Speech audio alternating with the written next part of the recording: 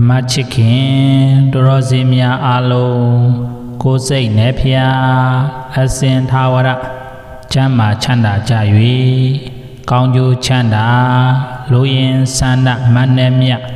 ပြီးဝပိုင်ဆိုင်နိုင်ကြပါစေဒီကနေ့မှာတော့နေ့ထူးနေ့မြတ်ဖြစ်တော်6ရက်4လ2026တနင်္လာနေ့တကူလာစုပ်9ရက်နဂါကောင်းအနောက်ဖက်သို့လဲတဲ့နေ့မှာအစကောင်းမှအနောက်တေးကြဆိုသလိုနေ့တွေရက်တွေလတွေနှစ်တွေအချိန်တွေမှာဆိုရင်လေအစဆုံးရက်အစဆုံးနေ့အစဆုံးလအစဆုံးနှစ်အစဆုံးအချိန်ဘယ်အရာလုံးပထမဦးဆုံးကောင်းကောင်းမွန်မွန်လုံနိုင်ကိုင်းနိုင်ပြောနိုင်ဆိုနိုင်ဖြစ်ဖို့အရေးကြီးပါတယ်ပထမဆုံးရက်လနှစ်အချိန်တွေမှာကောင်းကောင်းမွန်မွန်နဲ့လုံနိုင်ကိုင်းနိုင်ပြောနိုင်ဆိုနိုင်ဆောင်ရွက်နိုင်ပြီဆိုလျင်နေ့ဆုံးဒီရက်ဆုံးဒီလဆုံးဒီနှစ်ဆုံးဒီအချိန်ဆုံးဒီအထိကောင်းကောင်းမွန်မွန်နဲ့လူရပန်းတိုင်းကိုရောက်နိုင်ဖို့69ရာခိုင်နှုန်းတည်ကြပါတယ်ဒါကြောင့်မို့မင်္ဂလာရှိတော့နတ်နဲ့ခင်းလေးမှာမင်္ဂလာရှိတော့နေ့လည်ခင်းလေးမှာမင်္ဂလာရှိတော့ညနေခင်းလေးမှာမင်္ဂလာရှိတော့ညခင်းလေးမှာမိမိထံတို့ကံကောင်းခြင်းတွေရောက်စီဖို့ရာမိမိထံတို့ကုသိုလ်တရားတွေစာထက်တိုးပွားစီဖို့ရာအခက်ပူပင်တော်ကကြောင်းကြပြပါတာဘေးအမျိုးရန်အတွေ့တို့မှလည်းမကြမရောက်ကင်းစင်လွတ်မြောက်စေဖို့ရာတာယာပျော်ရွှင်သောကိုယ်တိုင်ဘဝလေးကိုရရှိစေဖို့ရာဘုန်းတော်ကြည်တော်မူသောမြတ်စွာဘုရားရှင်အား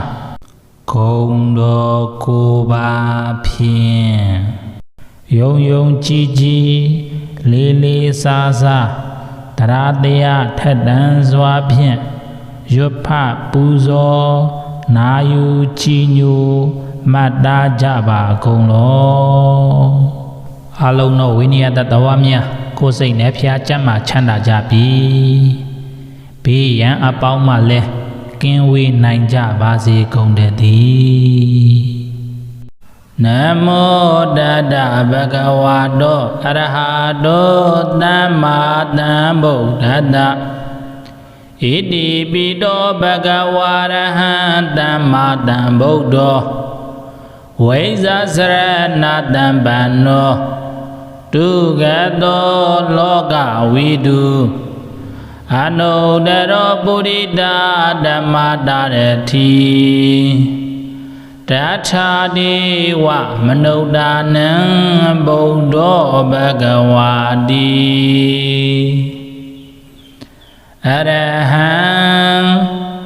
လွန်ကဲထူးမြတ်သောသီလဂုဏ်ဓမ္မရီကိုပညာဂုဏ်ဝိမု ക്തി ဂုဏ်ဝိမု ക്തി ဉာဏတတနာဂုဏ်တို့နှင့်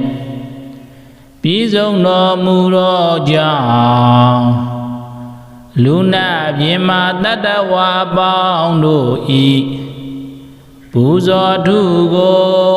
ခံတော်မူလိုက်ပြီတော်မြတ်စွာဘုရားမြတ်စွာဘုရားအရဟံ ဝါဒနာနှင့်တကွာ1500ကိလေသာအညစ်အကြေးတို့မှကင်းဝေးစင်ကြယ်တော်မူပေသောမြတ်စွာဘုရားမြတ်စွာဘုရားအရဟံလောဘဒေါသမောဟအစာရှိသောကိလေသာယံတို့ကိုပေတတ်တော်မူပြီးတော့မြတ်စွာဘုရားမြတ်စွာဘုရားအရဟံတန္တရာစိတ်အထောက်အကန့်တို့ကိုချိုးပြဲတော်မူပြီးတော့မြတ်စွာဘုရားမြတ်စွာဘုရားအရဟံမျက်မှောက်မျက်ကွယ်အချင်းခတ်သိမ်းစင်ကြယ်၍စိတ်ွယ်ရာမရှိတော်မူတော့မြတ်စွာဘုရားမြတ်စွာဘုရားဓမ္မတန်ဖို့သောသစ္စာ4ပါးခတ်သိမ်းသောတရားတို့ကိုသူတစ်ပါးထံနိမခံပဲကိုယ်တိုင်ဉာဏ်အဟုံအစွမ်းဖြင့်စူးစမ်းရှာဖွေကမှန်ကန်စွာတည်တော်မူပေသောမြတ်စွာဘုရားမြတ်စွာဘုရားဝိဇ္ဇာစရဏတံပန္နောဝိဇ္ဇာမိတော်ဉာဏ်တု3ပါးဉာဏ်တု7ပါးစရဏမိတော်အခြေခံအကျင့်15ပါးတို့နှင့်ပြီးဆုံးတော်မူပေတော်မြတ်စွာဘုရားမြတ်စွာဘုရားဒုက္ခတောတတဝါတို့အားအကျိုးများကြောင်းဟုတ်မှန်သောစကားကောင်းကိုသာမွဲ့ဆိုတော်မူရပါပြီတော်မြတ်စွာဘုရားမြတ်စွာဘုရားဒုက္ခတောမဂ္ဂင်ရှိဖြာတင်းတဲ့တော်အမှုအရာအဖြစ်ကောင်းစွာသွားခြင်းကောင်းစွာဖြစ်ခြင်းရှိတော်မူပြီတော်မြတ်စွာဘုရားမြတ်စွာဘုရားလောကဝိတုလောကဤအကြောင်းအရာအလုံးစုံတို့ကိုအကုန်အစင်တည်မြဲတော်မူပြီတော်မြတ်စွာဘုရားမြတ်စွာဘုရားအနုတရောအမြင့်မြတ်ဆုံးဖြစ်သောသီလဂုဏ်တမာတိကိုပညာကိုဝိမု ക്തി ကိုဝိမု ക്തി ဉာဏတတနာဂုဏ်တို့နှင့်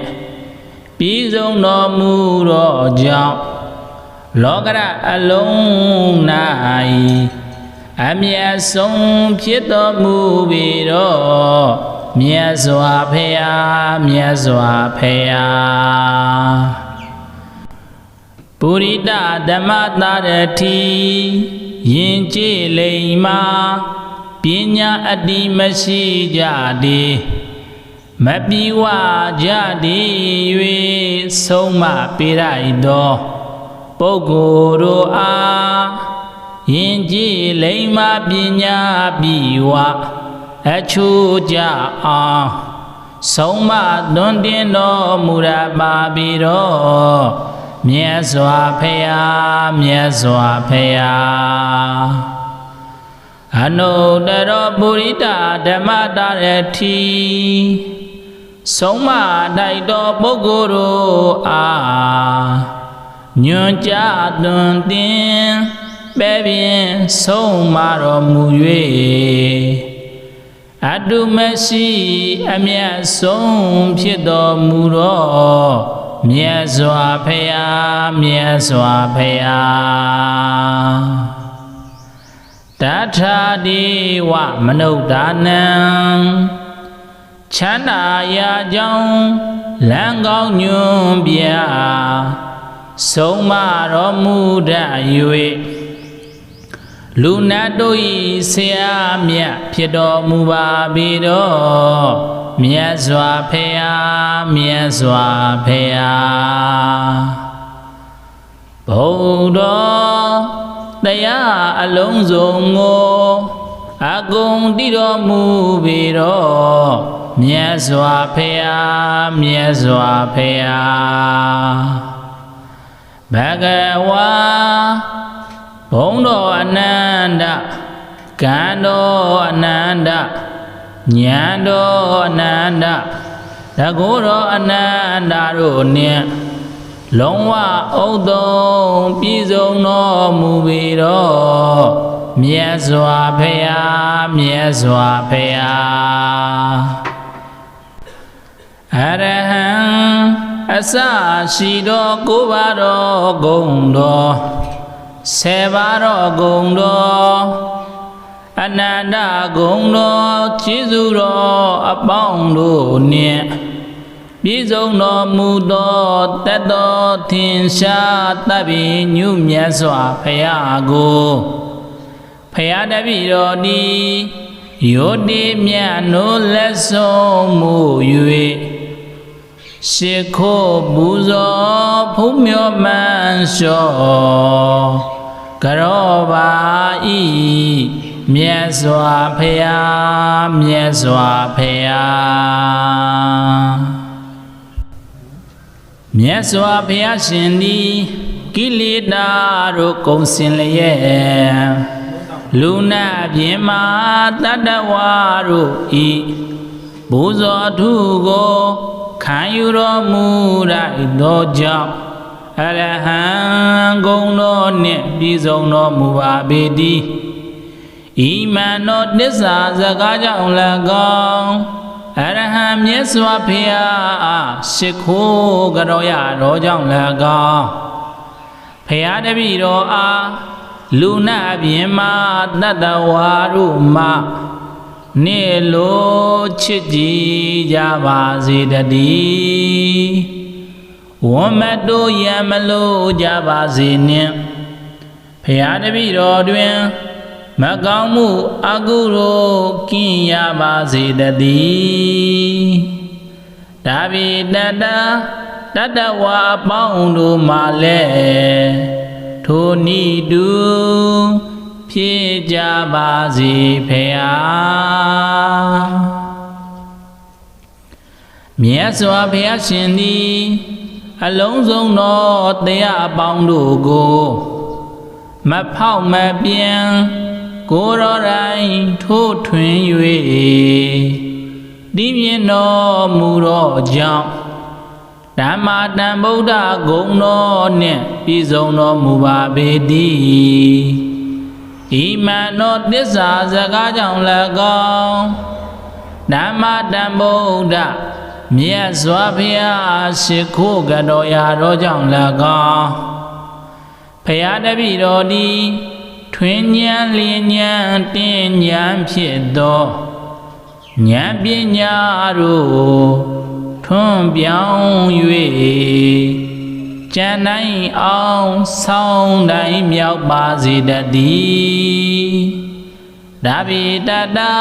တတ္တဝါပေါင်းတို့မှလည်းထိုနိတုဖြစ်ကြပါစေဖေဟာမြတ်စွာဘုရားရှင်သည်ဝိဇ္ဇာ3ပါးဝိဇ္ဇာ8ပါးစရဏ15ပါးတို့နှင့်ပြည့်စုံတော်မူသောကြောင့်ဝိဇ္ဇာစရဏတပ္ပနာဂုဏ်တော်နှင့်ပြည့်စုံတော်မူပါပေတည်းဤမန်တော်တစ္ဆာစကားကြောင့်၎င်းဝိဇ္ဇာစရဏတပ္ပနာမြတ်စွာဘုရားအားရှိခိုးကြောရတော်ကြောင့်၎င်းဘုရားတပည့်တော်သည်ဝိဇ္ဇာဉာဏ်အထူးဖြင့် ယံစုထွင်းနိုင်ပါစေတည်းအတ္တိအမှန်အကျင့်မြတ်ဖြင့်နိဗ္ဗာန်ရတို့ခိုးဝင်နိုင်ပါစေတည်းဒါဘိတတတတဝါပေါင်းတို့မှလည်းထိုနည်းတူဖြစ်ကြပါစေဖေဟာမြတ်စွာဘုရားရှင်သည်ကောင်းမြတ်မှန်ကန်သောတစ္ဆာစကားကိုသာဆိုတော်မူတတ်၍ဒါဘိညုတဉာဏ်ရကြောင်းလန်းစဉ်ကောင်းမှကြွတော်မူခဲ့သောကြောင့်သူကသောဂုဏ်တော်နှင့်ပြည့်စုံတော်မူပါပေသည်ဤမှန်သောသစ္စာစကားကြောင့်၎င်းဒုက္ခတာမြတ်စွာဘုရားအားရှေခိုးကြတော်ရာတော်ကြောင့်၎င်းဘုရားတပည့်တော်သည်ဆိုရရှိကဆိုအပ်စွာသော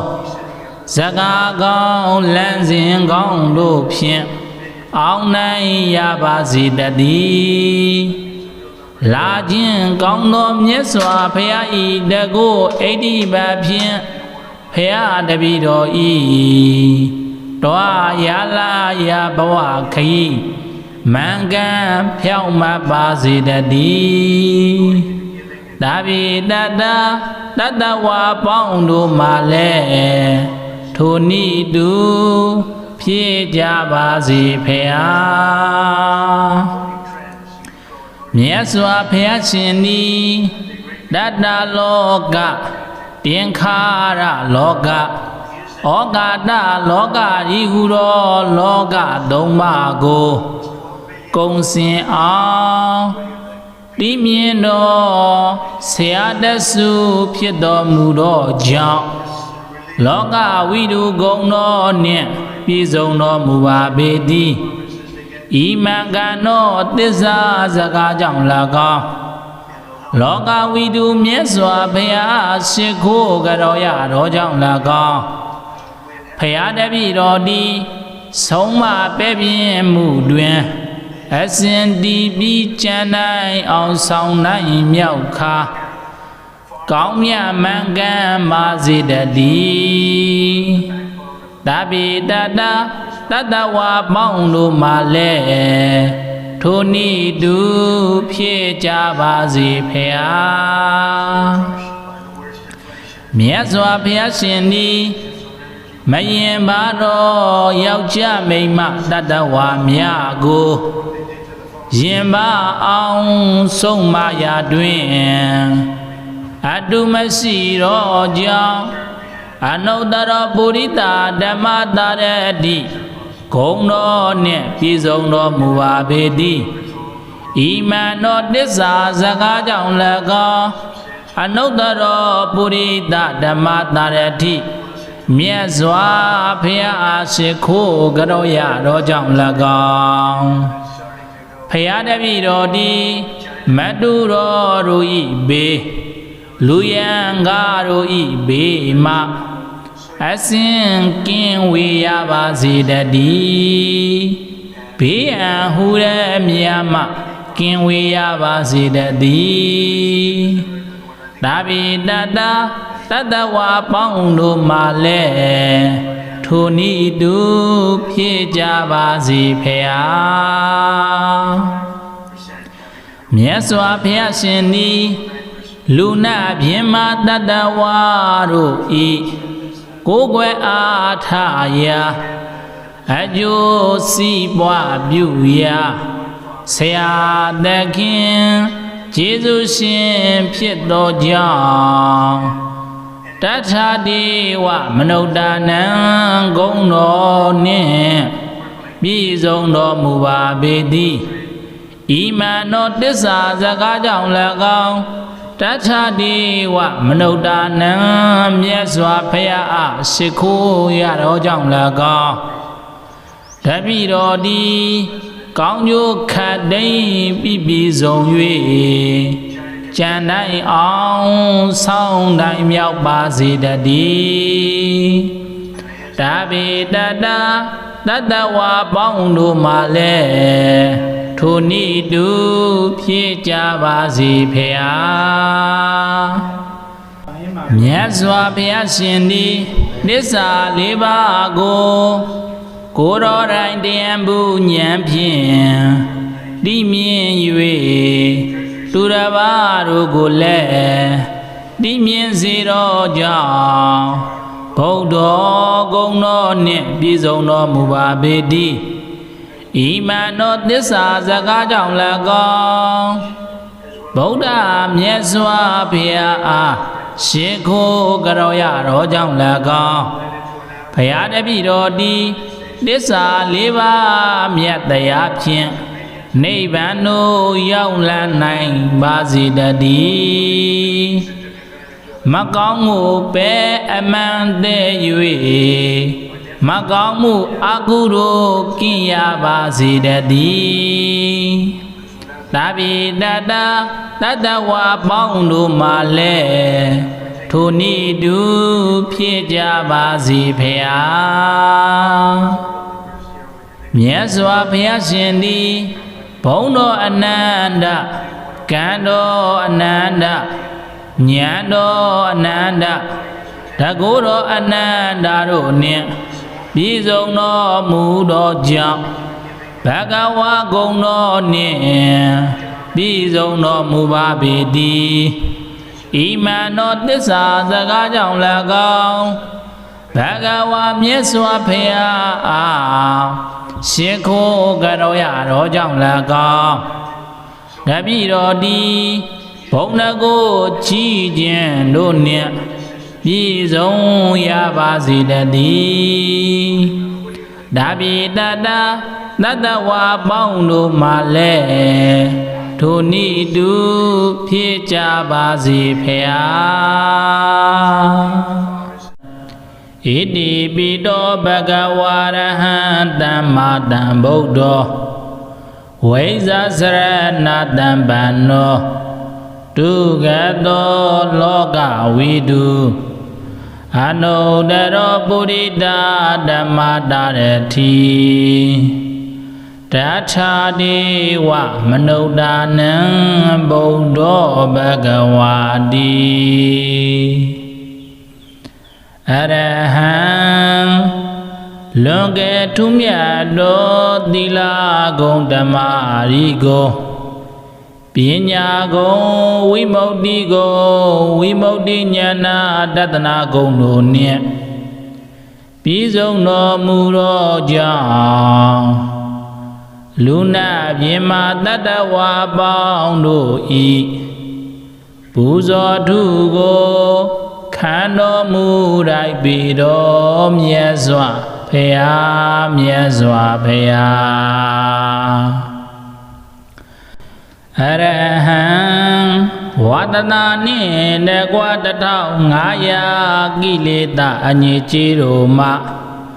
ကင်းဝေးစင်ကြယ်တော်မူပေသောမြတ်စွာဘုရားမြတ်စွာဘုရားအရဟံလောဘဒေါသမောဟအစာရှိသောကိလေသာယံတို့ကိုပေတတ်တော်မူပြီးတော်မြတ်စွာဘုရားမြတ်စွာဘုရားအရဟံတန္တရာစိတ်အထောက်အကန့်တို့ကိုချိုးပြဲတော်မူပြီးတော်မြတ်စွာဘုရားမြတ်စွာဘုရားအရဟံမျက်မှောက်မျက်ကွယ်အချင်းခတ်သိမ်းစင်ကြယ်၍စိတ်ကွယ်ရာမရှိတော်မူတော့မြတ်စွာဘုရားမြတ်စွာဘုရားဓမ္မတမ္ဗုဒ္ဓောသစ္စာလေးပါးခတ်သိမ်းသောတရားတို့ကိုသူတစ်ပါးထံနိမခံပဲကိုယ်တိုင်ဉာဏ်အဟုံးအစွမ်းဖြင့် Susan Shapuiga Mangan Zwatiro Mubido Miezwa Peya Miezwa Peya Weiza Serena Dampano Weiza Miro Nyandu Domba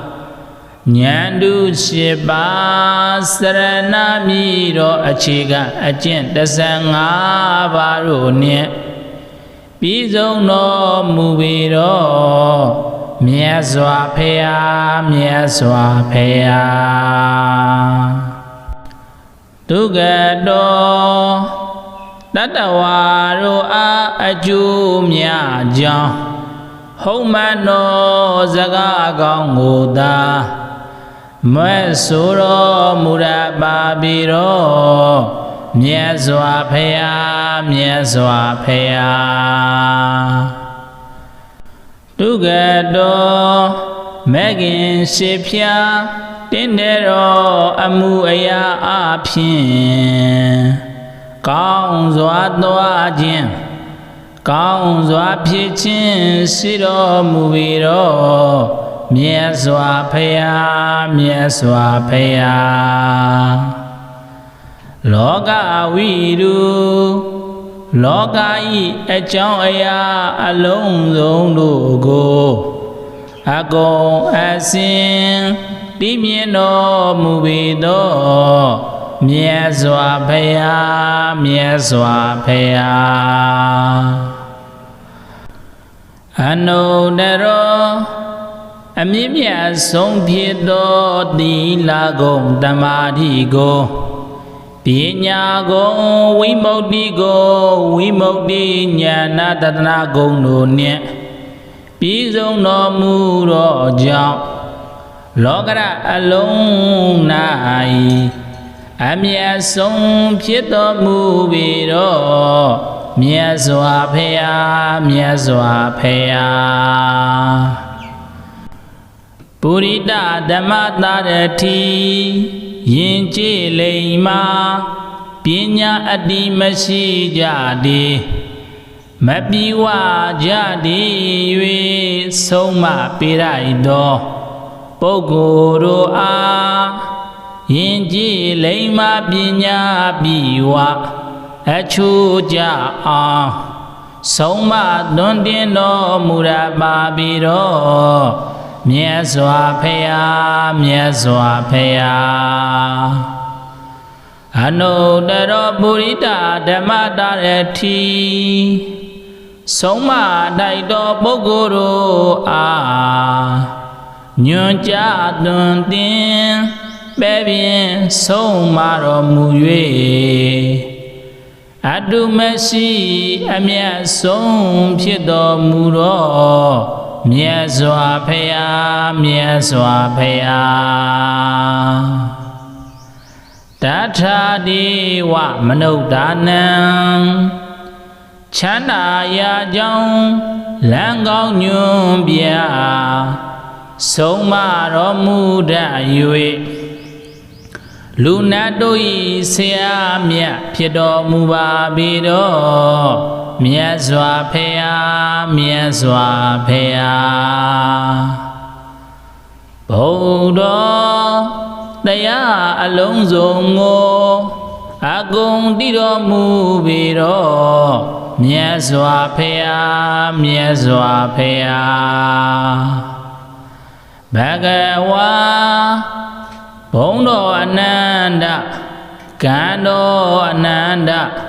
Nyando Ananda Dagoro Ananda Ronya Longwa Odong Bizong No Mubiro Miezwa Peya Miezwa Peya Arahang Asa Shido Kubaro Gondo Sebaro Gondo Ananda Gondo Chizuro Apondo Nye Bizong No Mudo Tedo Tinsha Tabi Nyu Miezwa Peya Go Peya Dabiro Di ယောတိမြတ်နိုးလက်ဆုံးမှု၍ရှိခိုးပူဇော်ဖုံးမြော်မှန်လျှော့ကရောပါဤမြတ်စွာဘုရားမြတ်စွာဘုရားမြတ်စွာဘုရားရှင်သည်ကိလေသာတို့ကုန်စင်လျက်လူနာပြင်မာတတ္တဝါတို့ဤဘုဇောထုကိုခံယူတော်မူလိုက်သောကြောင့်အရဟံဂုဏ်တော်နှင့်ပြည့်စုံတော်မူပါပေတည်းဤမန်တော်တစ္ဆာစကားကြောင့်၎င်းအရဟံမြတ်စွာဘုရားအားရှိခိုးကြောရတော်ကြောင့်၎င်းဘုရားတပည့်တော်အားလူနာပြင်မာတတ္တဝါတို့မှနေလိုချစ်ကြည်ကြပါစေတည်းဝမ်းမတို့ရမလို့ကြပါစေနှင့်ဘုရားတပည့်တော်တွင်မကောင်းမှုအကုသိုလ်ကင်းရပါစေတည်းဒါဗိတတတ္တဝါပေါင်းတို့မှလည်းထိုနိတုဖြစ်ကြပါစေဖေဟာ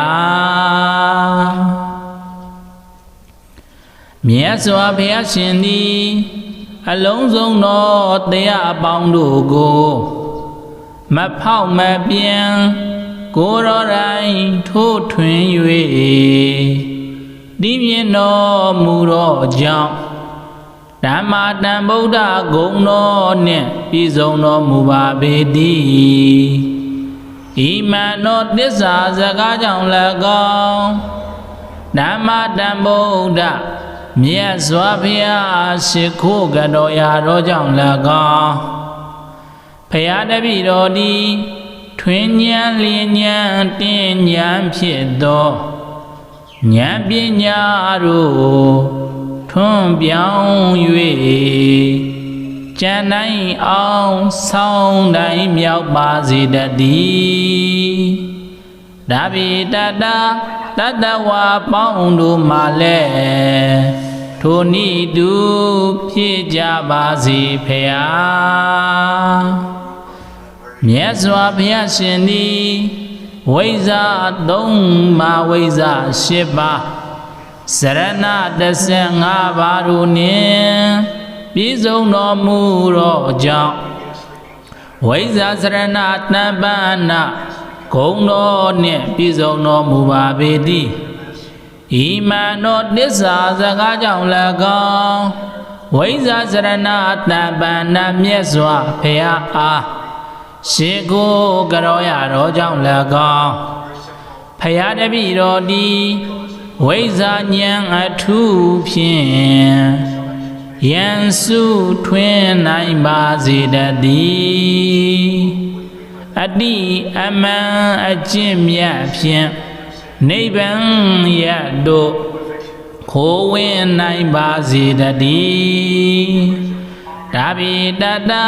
တတ္တဝါပေါင်းတို့မှလည်းထိုနိတုဖြစ်ကြပါစေဖေဟာမြတ်စွာဘုရားရှင်သည်ကောင်းမြတ်မှန်ကန်သောသစ္စာစကားကိုသာဆိုတော်မူတတ်၍ဒါဗိညုတဉာဏ်ရကြောင်းလန်းစဉ်ကောင်းမှ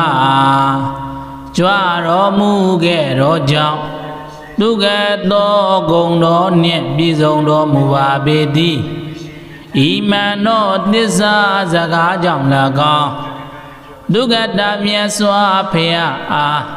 ရှိခိုးကြောရတော်ကြောင့်၎င်းဘုရားတပည့်တော်သည်ဆိုရရှိကဆိုအပ်စွာသောစကားကောင်းလမ်းစဉ်ကောင်းတို့ဖြင့်အောင်နိုင်ရပါစေတည်းလာခြင်းကောင်းသောမြတ်စွာဘုရားဤတကုဣတိပဖြင့်ဘုရားတပည့်တော်ဤတောရလာရဘဝခရီးမင်္ဂန်ဖြောင့်မတ်ပါစေတည်း ဒါဘိတတတတဝါပေါင်းတို့မှာလဲထိုနည်းတူဖြစ်ကြပါစေဖေဟာမြတ်စွာဘုရားရှင်သည်တတလောကတင်္ခါရလောကဩကာတလောကဤဟုသောလောကသုံးပါးကိုကုံစင်အောင်တိမြင်တော်ဆရာတဆုဖြစ်တော်မူသောကြောင့်လောကဝိတုဂုံတော်နှင့်ပြည့်စုံတော်မူပါပေသည်ဤမံကံတော်သစ္စာစကားကြောင့်၎င်းလောကဝိတုမြတ်စွာဘုရားရှိခိုးကြောရတော်ကြောင့်၎င်းဖရာတပည့်တော်သည်ဆုံးမပဲ့ပြင်းမှုတွင်အစဉ်တည်ပြီးကြံနိုင်အောင်ဆောင်နိုင်မြောက်ခါကောင်းမြတ်မှန်ကန်ပါစေတည်းတပိတတတတဝါပေါင်းတို့မှာလဲထိုနည်းတူဖြစ်ကြပါစေဖေဟာမြတ်စွာဘုရားရှင်သည်မယင်ပါတော့ယောက်ျားမိန်းမတတဝါများကိုရင်ပါအောင်ဆုံးမရာတွင်အတုမရှိတော့ကြောင့်အနုတ္တရပုရိသဓမ္မတာရတိဂုံတော်နှင့်ပြည့်စုံတော်မူပါပေသည်ဤမံတော်တစ္ဆာစကားကြောင့်၎င်းအနုတ္တရပုရိသဓမ္မတာရတိမြတ်စွာဘုရားရှိခိုးကြောရတော်ကြောင့်၎င်းဖရာတပည့်တော်သည်မတုတော်တို့ဤဘေးလူယံကားတို့ဤဘေးမှအစဉ်ကင်းဝေရပါစေတည်းဘေးအံဟူတဲ့မြတ်မှကင်းဝေရပါစေတည်းဒါဘိတတတတဝါပေါင်းတို့မှာလဲထိုနည်းတူဖြစ်ကြပါစေဖေဟာမြတ်စွာဘုရားရှင်သည်လူနာပြင်းမတတဝါတို့ဤကိုယ်ွယ်အားထားရာအကျိုးစီးပွားပြုရာဆရာသခင်ကျေးဇူးရှင်ဖြစ်သောကြောင့်တထာတိဝမနုဿာနံ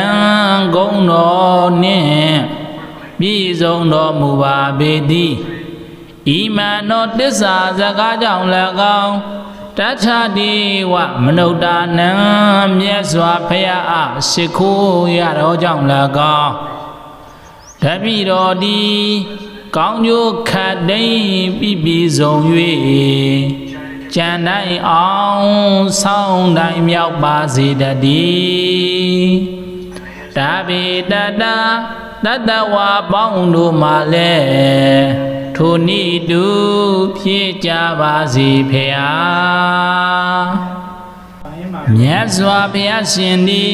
သစ္စာလေးပါးကိုတော်တိုင်တရားဘူးဉာဏ်ဖြင့်သိမြင်၍သူတစ်ပါးတို့ကိုလည်းသိမြင်စေတော်ကြောင့်ဘုဒ္ဓဂုဏ်တော်နှင့်ပြည့်စုံတော်မူပါပေတည်းဤမံတော်သစ္စာစကားကြောင့်၎င်းဗုဒ္ဓမြတ်စွာဘုရားအားရှိခိုးကြောရတော်ကြောင့်၎င်းဘုရားတပည့်တော်သည်သစ္စာလေးပါးမြတ်တရားဖြင့်နိဗ္ဗာန်သို့ရောက်လန်းနိုင်ပါစေတည်းမကောင်းမှုပဲအမှန်သေး၍မကောင်းမှုအကုသိုလ်ကင်းရပါစေတည်းတပိတတ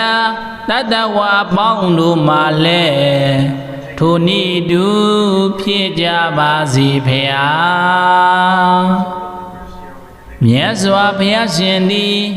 ဘုံတော်အနန္တကံတော်အနန္တဉာဏ်တော်အနန္တတကုတော်အနန္တတို့နှင့်ပြည့်စုံတော်မူသောကြောင့်ဘဂဝါဂုဏ်တော်နှင့်ပြည့်စုံတော်မူပါပေတည်း Imano tissa sagajang lagong Bhagawa Myeswa Phaya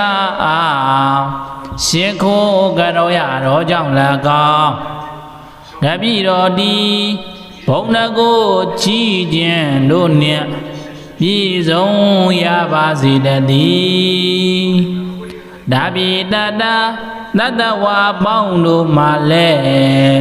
Tuni Du Picha Basi Phaya Iti Pido Bhagawarahan Dhammadam Buddho Vaisa Saranadam Banno Tugato Loka Vidu Anodaro Buddhita Dhammadarati Tathadi Wa Manodanam Buddho Bhagawadi Araham Longe Tumyado Dila Gondamarigo Pinyago Wimodigo Wimodinyana Datana Gondo Nia Pizong no Muro Jang Luna Yema Dadawa Bondo I Puzo Tugo Kano Murai Bido Myeswa Phaya Myeswa Phaya Araham Wadana Ni Negwa Tatao Ngaya Gileta Anyichiro Ma Kinwe Sinjero Mubido Myeswa Phaya Myeswa Phaya Araham Loba Doda Moha Sashiro Kilita Yandurogo Pedado Mubido Myeswa Phaya Myeswa Phaya Araham Dandara Sai Atao Agan Logo Chubyedo Mubido Myeswa Phaya Myeswa Phaya Araham Myamao Myekwe Achin Khatdin Sin Cheyue Seikwe Ya Mesiro Muro Myeswa Phaya Myeswa Phaya Dhammadam Buddho Nissa Liba Khatdin No Teyarugo Tudabatan Nimakhambe Korai Nyang Ahong Aswan Phin Susan Shapwega Mangan Zwatiro Mubido Myeswa Phaya Myeswa Phaya Vaisa Saranadam Banno Vaisa Miro Nyandu Dongba Nyandu Shiba Sarana Miro Achiga Achin Dasanga Baro Nye Bizong no Mubido Myeswa Phaya Myeswa Phaya Tugado Tatawaro A Aju Mya Jang Homano Zaga Gong Muda Mwesuro Murababiro Myeswa Phaya Myeswa Phaya Tugado Megin Shipya Tindero Amu Aya Aphin Kaung Zwa Dwa Jin Kaung Zwa Phichin Shiro Mubiro Myeswa Phaya Myeswa Phaya Loga Viru Loga I Achong Aya Along Zong Logo အကုန်အစင်တည်မြင့်တော်မူပေသောမြတ်စွာဘုရားမြတ်စွာဘုရားအနုတ္တရောအမြင့်မြတ်ဆုံးဖြစ်သောသီလဂုဏ်သမာဓိကိုပညာဂုဏ်ဝိမု ക്തി ကိုဝိမု ക്തി ဉာဏတတနာဂုဏ်တို့နှင့်ပြည့်စုံတော်မူသောကြောင့်လောကရအလုံး၌အမြတ်ဆုံးဖြစ်တော်မူပေသောမြတ်စွာဘုရားမြတ်စွာဘုရားပုရိသဓမ္မတာရတိယင်ကြည်လိမ္မာပညာအတ္တိမရှိကြသည်မပြေဝကြသည်၍ဆုံးမပေးလိုက်သောပုဂ္ဂိုလ်တို့အားယင်ကြည်လိမ္မာပညာပြေဝအချိုးကြအောင်ဆုံးမသွန်သင်တော်မူရပါပြီတော့မြတ်စွာဘုရားမြတ်စွာဘုရားအနုတ္တရပုရိသဓမ္မတာရတိဆုံးမတိုက်တော်ပုဂ္ဂိုလ်တို့အားညွန်ကြားသွန်သင်ပဲ့ပြင်ဆုံးမတော်မူ၍အတုမရှိ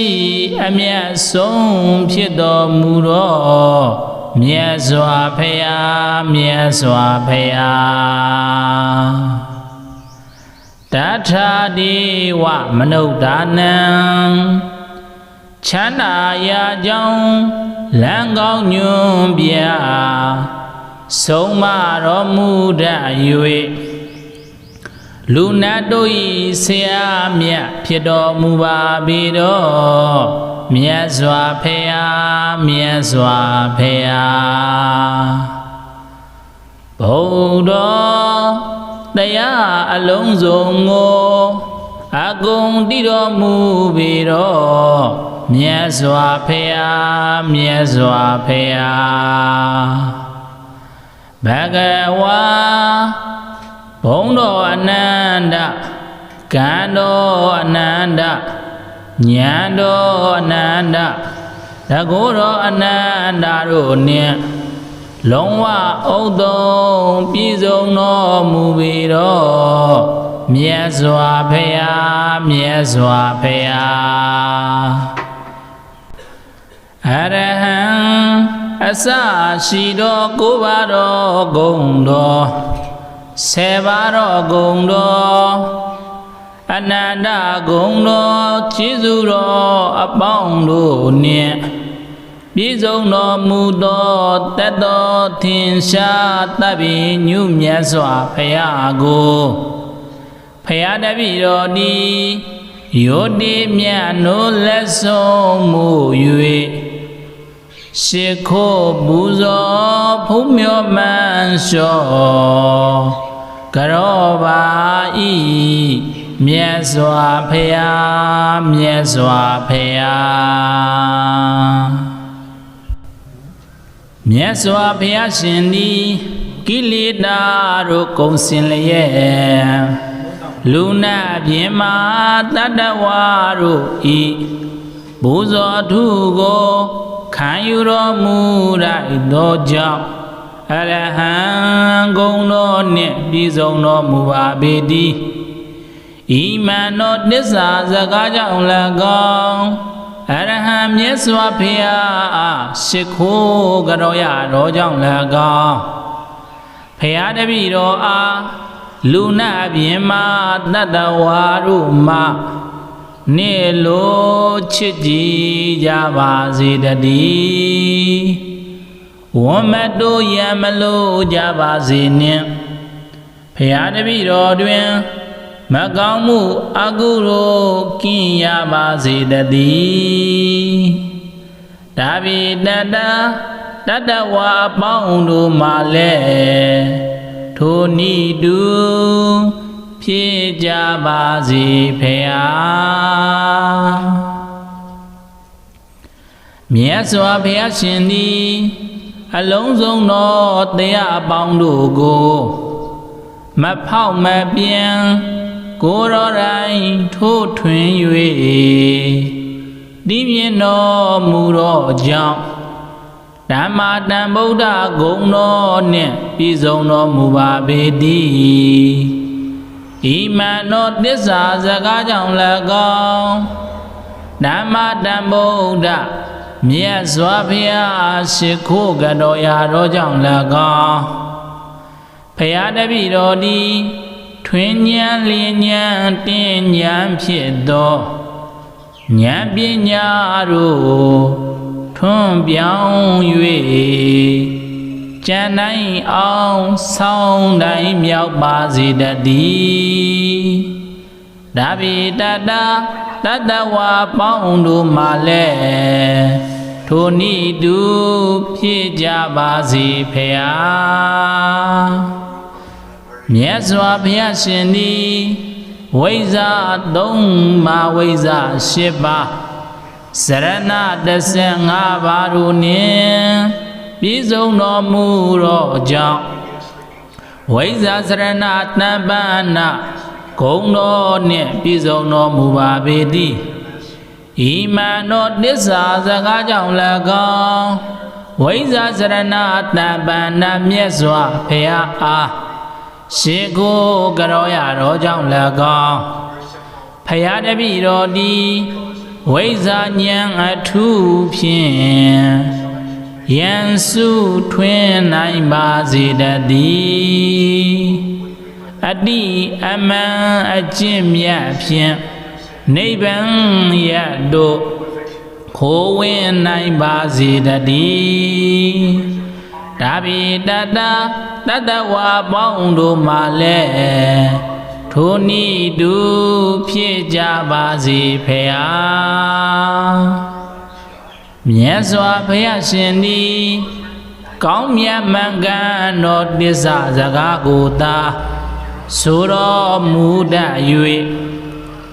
ဒါဗိညုတဉာဏ်ရာကြောင့်လမ်းစဉ်ကောင်းမှကြွတော်မူခဲ့သောကြောင့်ဒုက္ခသောဂုဏ်တော်နှင့်ပြည့်စုံတော်မူပါပေတည်းဤမှန်သောသစ္စာစကားကြောင့်၎င်းဒုက္ခတမြတ်စွာဘုရားအားရှိခိုးကတော်ရာတော်ကြောင့်၎င်းဘုရားတပည့်တော်သည်ဆိုရရှိကဆိုအပ်စွာသောစကားကောင်းလမ်းစဉ်ကောင်းတို့ဖြင့်အောင်နိုင်ရပါစေတည်းလာခြင်းကောင်းသောမြတ်စွာဘုရားဤတကုဣတိပဖြင့်ဘုရားတပည့်တော်ဤတောရလာရဘဝခရီးမင်္ဂန်ဖြောင့်မတ်ပါစေတည်းဒါဗိတတတတဝါပေါင်းတို့မှလည်းထိုနည်းတူဖြစ်ကြပါစေဖေဟာမြတ်စွာဘုရားရှင်သည်တတ္တလောကတင်္ခါရလောကဩကာတလောကဤဟုသောလောကသုံးပါးကိုကုံစင်အောင်တည်မြဲသောဆရာတဆုဖြစ်တော်မူသောကြောင့်လောကဝိတုဂုဏ်တော်နှင့်ပြည့်စုံတော်မူပါပေတည်းဤမှန်ကန်သောသစ္စာစကားကြောင့်၎င်းလောကဝိတုမြတ်စွာဘုရားရှိခိုးကတော်ရတော်ကြောင့်၎င်းဖရာတပည့်တော်သည်ဆုံးမပဲ့ပြင်းမှုတွင်အစဉ်တည်ပြီးကျန်နိုင်အောင်ဆောင်နိုင်မြောက်ခါကောင်းမြတ်မှန်ကန်ပါစေတည်းဒါဗိတတတတဝါပေါင်းတို့မှလည်းထိုနည်းတူဖြစ်ကြပါစေဖေဟာမြတ်စွာဘုရားရှင်သည်မယင်ပါတော့ယောက်ျားမိန်းမတတဝါများကိုရင်ပါအောင်ဆုံးမရာတွင်အတုမရှိတော့ကြောင့်အနုတ္တရပုရိသဓမ္မတာရတိ ဂုံတော်နှင့်ပြည့်စုံတော်မူပါပေသည်ဤမှန်သောတစ္ဆာစကားကြောင့်၎င်းအနုတ္တရောပုရိသဓမ္မတာရတိမြတ်စွာဘုရားအားရှိခိုးကြောရတော်ကြောင့်၎င်းဖရာတပည့်တော်သည်မတုတော်တို့ဤဘေးလူယံကားတို့ဤဘေးမှအစဉ်ကင်းဝေရပါစေတည်းဘေးအံဟူတဲ့မြတ်မှကင်းဝေရပါစေတည်းဒါဘိတတတတဝါပေါင်းတို့မှလည်းထိုနည်းတူဖြစ်ကြပါစေဖေဟာမြတ်စွာဘုရားရှင်သည်လူနာပြင်းမတတဝါတို့ဤကိုယ်ွယ်အားထားရာအကျိုးစီးပွားပြုရာဆရာသခင်ကျေးဇူးရှင်ဖြစ်သောကြောင့်တထာတိဝမနုဿာနံဂုံတော်နှင့်ပြည့်စုံတော်မူပါပေသည်ဤမှန်သောတစ္ဆာစကားကြောင့်၎င်းတထာတိဝမနုဿာနံမြတ်စွာဘုရားအားရှိခိုးရတော်ကြောင့်၎င်းတပည့်တော်သည်ကောင်းကျိုးခတ်သိမ်းပြီးစုံ၍ကြံတိုင်းအောင်ဆောင်းတိုင်းမြောက်ပါစေတည်းဒါဘိတတတတဝါပေါင်းတို့မှလည်းထိုနည်းတူဖြစ်ကြပါစေဖေဟာမြတ်စွာဘုရားရှင်သည်သစ္စာလေးပါးကိုတော်တိုင်တရားဘူးဉာဏ်ဖြင့်သိမြင်၍သူတစ်ပါးတို့ကိုလည်းသိမြင်စေတော်ကြောင့်ဘုဒ္ဓဂုဏ်တော်နှင့်ပြည့်စုံတော်မူပါပေတည်းဤမှန်သောသစ္စာစကားကြောင့်၎င်းဗုဒ္ဓမြတ်စွာဘုရားအားရှိခိုးကြောရတော်ကြောင့်၎င်းဘုရားတပည့်တော်သည်သစ္စာလေးပါးမြတ်တရားဖြင့်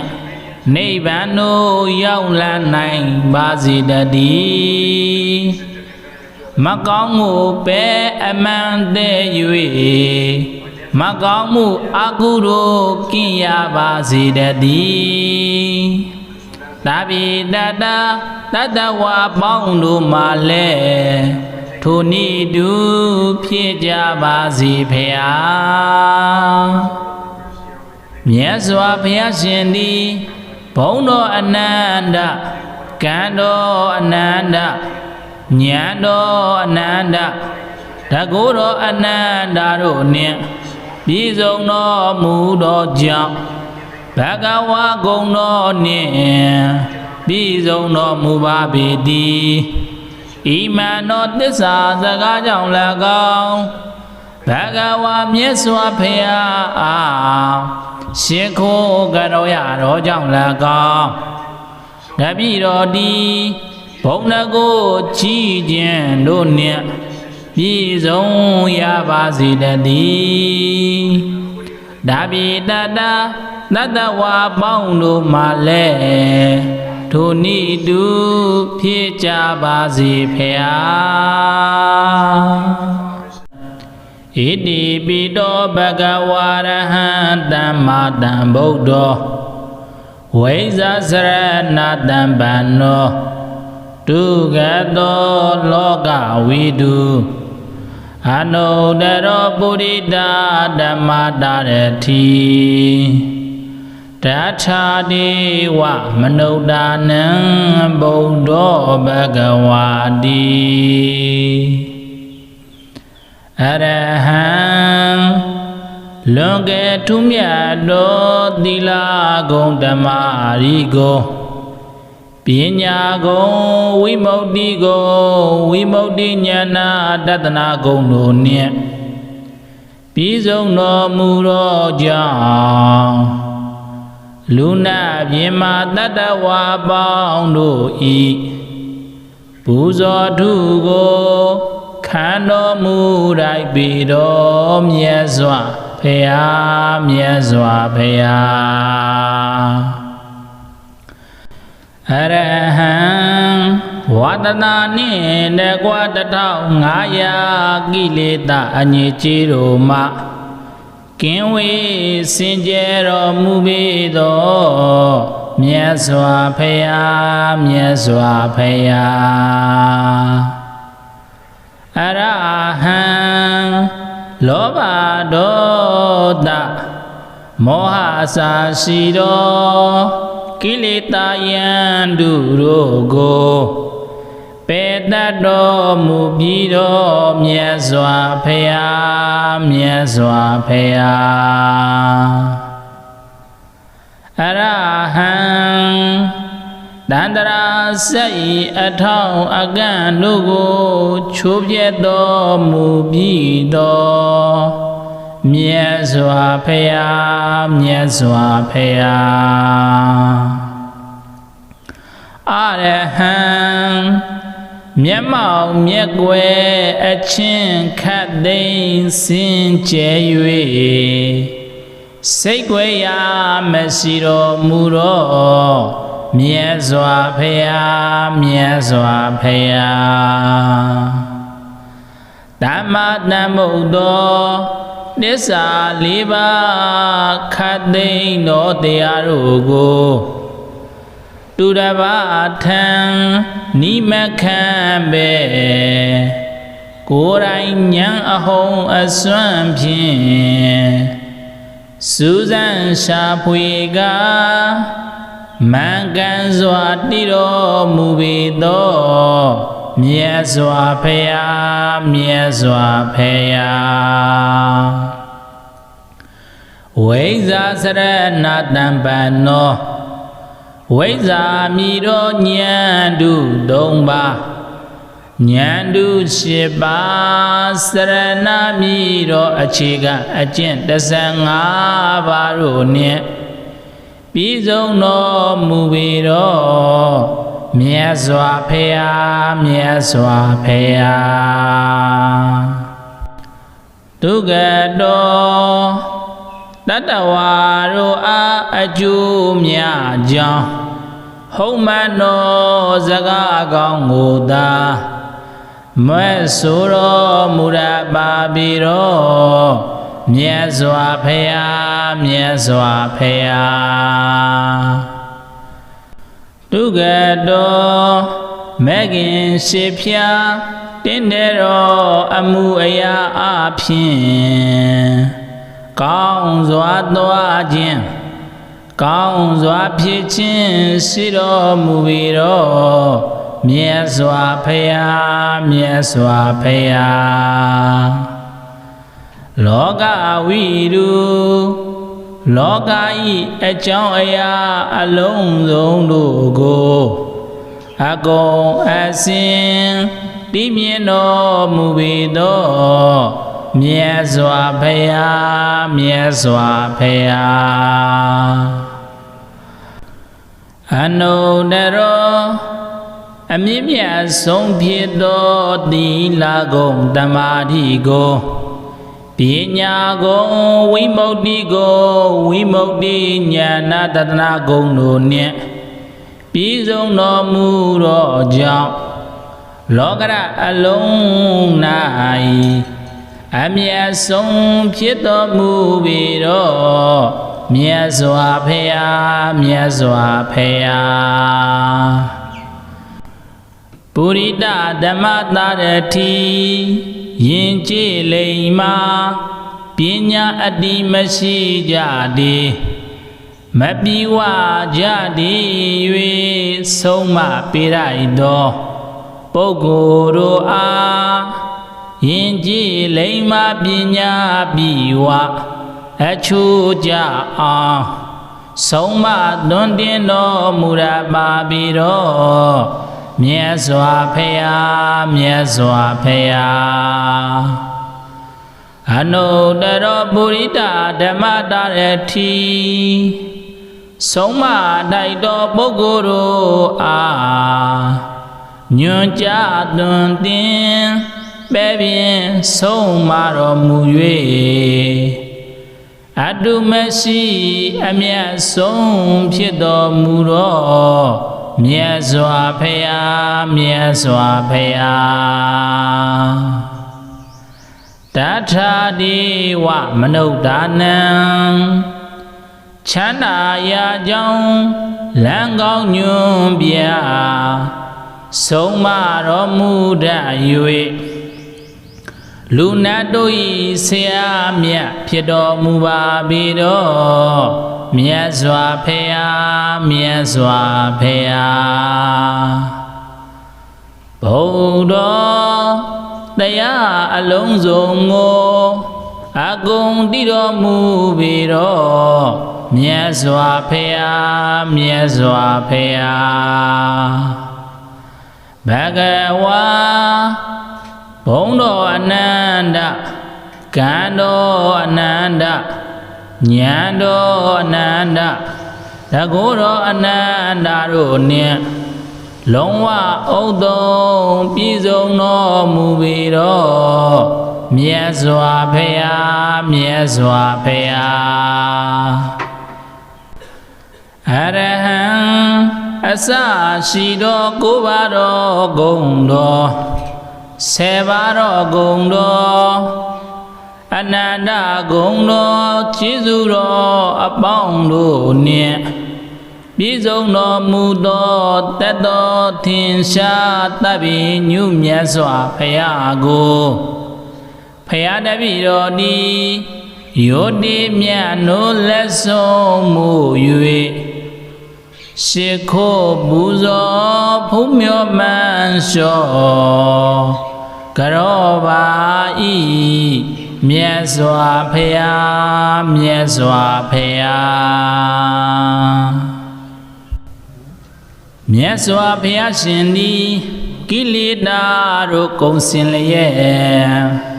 လူနာပြင်မာတတ္တဝါတို့ဤဘုဇောထုကိုခံယူတော်မူလိုက်သောကြောင့်အရဟံဂုဏ်တော်နှင့်ပြည့်စုံတော်မူပါပေတည်းဤမှန်သောတစ္ဆာစကားကြောင့်၎င်းအရဟံမြတ်စွာဘုရားအားရှိခိုးကြောရတော်ကြောင့်၎င်းဘုရားတပည့်တော်အားလူနာပြင်မာတတ္တဝါတို့မှနေလိုချစ်ကြည်ကြပါစေတည်းဝမ်းမတို့ရမလို့ကြပါစေနှင့်ဘုရားတပည့်တော်တွင်မကောင်းမှုအကုသိုလ်ကင်းရပါစေတည်းဒါဗိတတတ္တဝါအပေါင်းတို့မှလည်းထိုနိတုဖြစ်ကြပါစေဖေဟာမြတ်စွာဘုရားရှင်သည်အလုံးစုံသောတရားအပေါင်းတို့ကိုမဖောက်မပြန်ကိုယ်တော်တိုင်ထိုးထွင်း၍တည်မြဲတော်မူသောကြောင့်ဓမ္မတန်ဗုဒ္ဓဂုဏ်တော်နှင့်ပြည့်စုံတော်မူပါပေတည်းဤမှန်သောသစ္စာစကားကြောင့်၎င်းဓမ္မတန်ဗုဒ္ဓမြတ်စွာဘုရားရှိခိုးကြောရတော်ကြောင့်၎င်းဘုရားတပည့်တော်သည်ထွင်ဉာဏ်လျင်ဉာဏ်တင်ဉာဏ်ဖြစ်သောဉာဏ်ပညာတို့ထွန်းပြောင်း၍ကျန်တိုင်းအောင်ဆောင်းတိုင်းမြောက်ပါစေတည်းဒါဗိတတတ္တဝါပေါင်းတို့မှလည်းထိုနိတု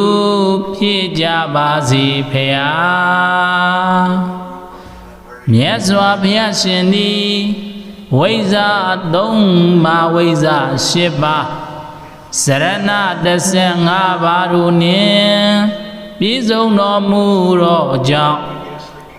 ဝိဇ္ဇာစရဏတပ္ပနာဂုဏ်တော်နှင့်ပြည့်စုံတော်မူပါပေတည်းဤမှန်သောသစ္စာစကားကြောင့်၎င်းဝိဇ္ဇာစရဏတပ္ပနာမြတ်စွာဘုရားအားရှိခိုးကြောရတော်ကြောင့်၎င်းဘ ယားတပည့်တော်ဒီဝိဇ္ဇာဉာဏ်အထူးဖြင့်ယံစုထွင်းနိုင်ပါစေတည်းအတိအမှန်အကျင့်မြတ်ဖြင့်နိဗ္ဗာန်ရတို့ခိုးဝင်နိုင်ပါစေတည်းဒါဘိတတတတဝါပေါင်းတို့မှလည်းထိုနည်းတူဖြစ်ကြပါစေဖေဟာမြတ်စွာဘုရားရှင်သည်ကောင်းမြတ်မှန်ကန်သောတစ္ဆာစကားကိုသာဆိုတော်မူတတ်၍ဒါဘိညုတဉာဏ်ရကြောင်းလန်းစဉ်ကောင်းမှကြွတော်မူခဲ့သောကြောင့်သူကသောဂုဏ်တော်နှင့်ပြည့်စုံတော်မူပါပေသည်ဤမှန်သောသစ္စာစကားကြောင့်၎င်းဒုက္ခတမြတ်စွာဘုရားအားရှိခိုးကြော်ရတော်ကြောင့်၎င်းဘုရားတပည့်တော်သည်ဆိုရရှိကဆိုအပ်စွာသောစကားကောင်းလမ်းစဉ်ကောင်းတို့ဖြင့်အောင်နိုင်ရပါစေတည်းလာခြင်းကောင်းသောမြတ်စွာဘုရားဤတကုဣတိပဖြင့်ဘုရားတပည့်တော်ဤတော်ရလာရဘဝခရီးမင်္ဂန်ဖြောင့်မတ်ပါစေတည်းဒါဘိတတတတဝါပေါင်းတို့မှလည်းထိုနည်းတူဖြစ်ကြပါစေဖေဟာမြတ်စွာဘုရားရှင်သည်တတ္တလောကတင်္ခါရလောက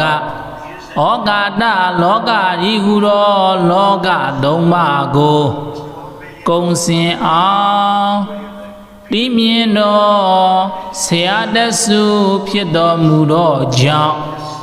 လောကဝိတုဂုဏ်တော်နှင့်ပြည့်စုံတော်မူပါပေသည်ဤမှန်ကန်သောသစ္စာစကားကြောင့်၎င်းလောကဝိတုမြတ်စွာဘုရားရှိခိုးကြော်ရတော်ကြောင့်၎င်းဘုရားတပည့်တော်သည်ဆုံးမပဲ့ပြင်းမှုတွင်အစဉ်တည်ပြီးကြံနိုင်အောင်ဆောင်နိုင်မြောက်ခါကောင်းမြတ်မှန်ကန်ပါစေတည်းဒါဘိတတတတဝါပေါင်းတို့မှလည်း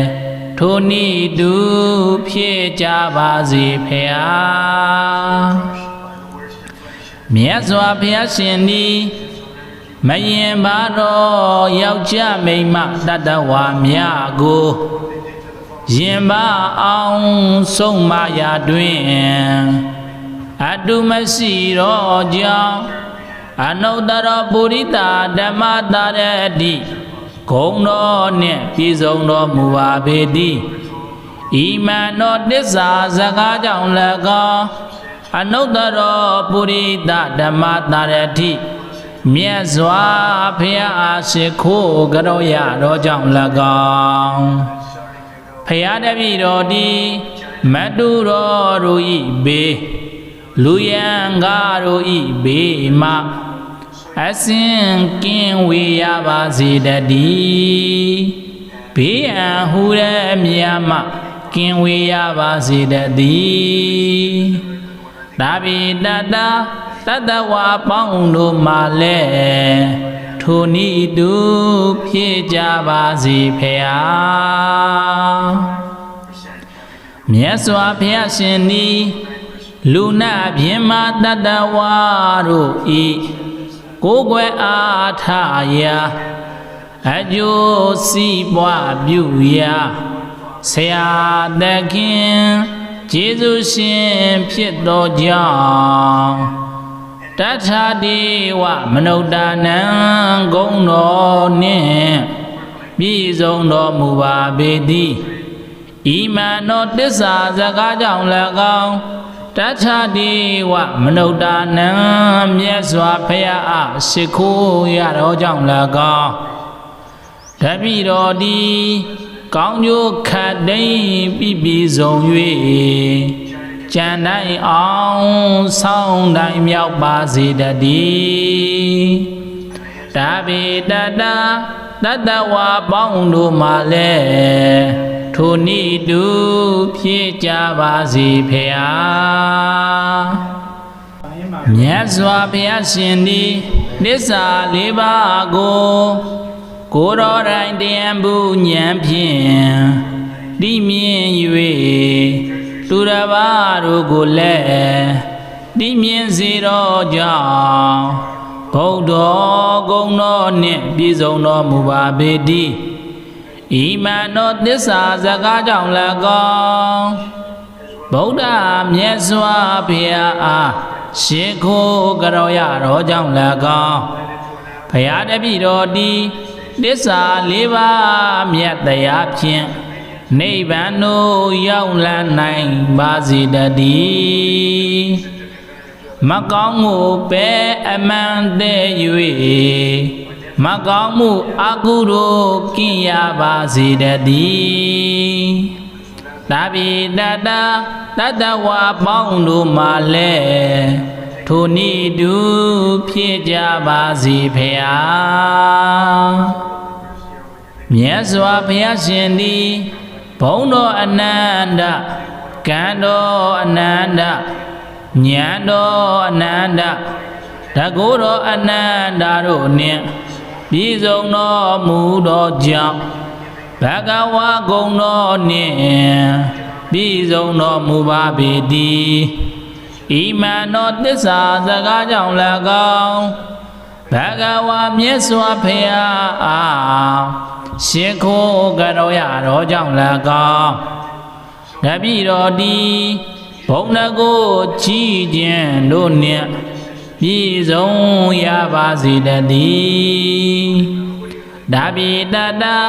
တတဝါပေါင်းတို့မှလည်းထိုနည်းတူဖြစ်ကြပါစေဖေဟာ